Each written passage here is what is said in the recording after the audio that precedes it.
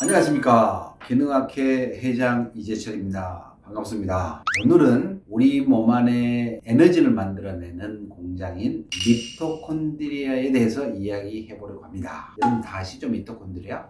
미토콘드리아란 말은 많이 들어보셨죠? 세포 속에 미토콘드리아는 에너지 대사의 주요 세포 소기관인데요. 인간 DNA가 아닌 자체 DNA를 가지고 있고 이중막 구조로 되어 있고요. 그래서 오래전에 세균이 세포 내 공생관계를 유지하면서 진화된 형태로 체내에 남아있는 것이라고 추측되고 있습니다. 이 세포는 포도당이 들어오면 대사를 거쳐 피로현상과 산소를 연료로 미토콘드리아의 에너지 생성 사이클, 시트르산 회로라고 하는데 이거를 돌려서 체내 에너지의 ATP를 생성하는데요. 만약 미토콘드리아가 없다면 세포는 해당 과정으로 기껏해야 포도당 하나당 2개의 ATP밖에 생성하지 못하지만 이 미토콘드리아의 효율적인 에너지 사이클은 포도당 한 분자로 무려 30개에서 32개의 ATP를 생성할 수가 있습니다. 인류가 아무리 뛰어난 과학 기술이라도 감히 엄두조차 낼 수 없던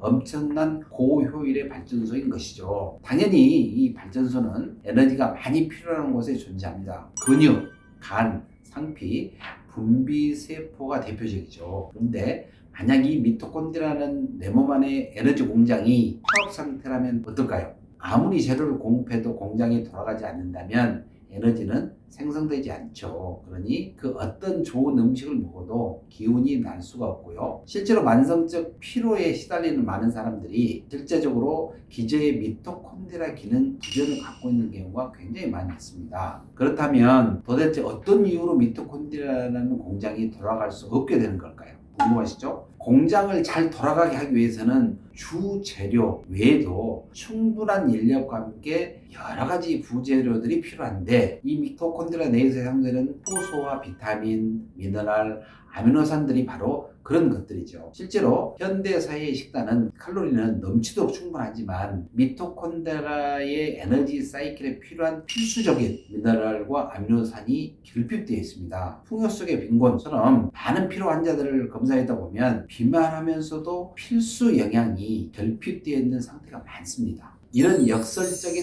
결핍이 미토콘드리아 공장의 파업을 유발하는 것이죠. 특히 미토콘드리아는 세포 내 활성산소의 주요 기관입니다. 미토콘드리아의 에너지를 생성하는 공장을 돌리는 동안 산소를 많이 사용하고 활성산소를 만들어내기 때문인데요. 이 활성산소는 세포 내의 단백질과 지질, DNA를 산화시켜서 세포의 노화와 사멸을 촉진시킵니다. 결과적으로 우리가 흔히 알고 있는 암, 대사성 질환, 치매 등등을 유발하는 원인이 되는 것이죠. 따라서 정상적으로 세포 내에서 항산화 효소들이 존재하여 이 미토콘드리아에서 생산되는 활성산소를 제거합니다. 주의할 것은 여기서 말하는 활성산소가 절대적으로 나쁜 것만은 아니라는 것입니다. 적당한 양의 활성산소는 유익한 사이토카인과 성장인자를 촉진시켜 세포의 정상적인 증식과 분화에 영향을 주기도 하는데요. 하지만 병든 미토콘드리아에서 바닥에 생성된 활성산소는 질병을 유발할 수 있다는 사실인 것이죠. 공장에서 폐수나 매연을 여과 처리 없이 배출하면 주변의 환경이 처참하게 파괴가 되는 것과 같이 미토콘드리아 기능 부전이 온갖 만성 질환은 물론 주변 세포의 DNA 손상을 유발함으로써 암을 일으키는 이유가 이런 이유 때문인 것입니다. 하지만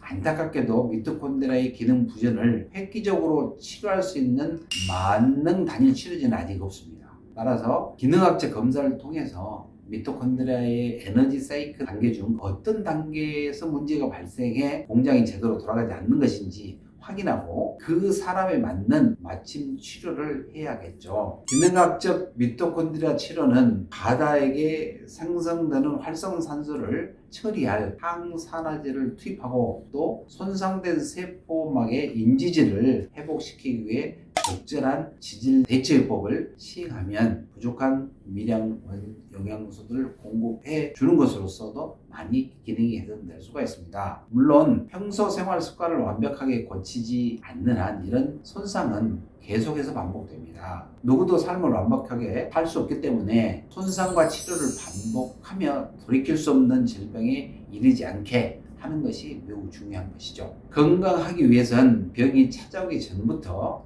미리미리 꾸준한 기능학적, 예방적 관리가 필요한 이유인 것입니다. 이번 시간에는 만성 피로와 만성 질환 및 암을 유발할 수 있는 미토콘드리아의 기능 부전에 대해서 알아보았습니다. 도움이 되셨다면 구독과 알람 설정해 주시고 오늘도 활기찬 건강한 하루가 되시기를 기대합니다.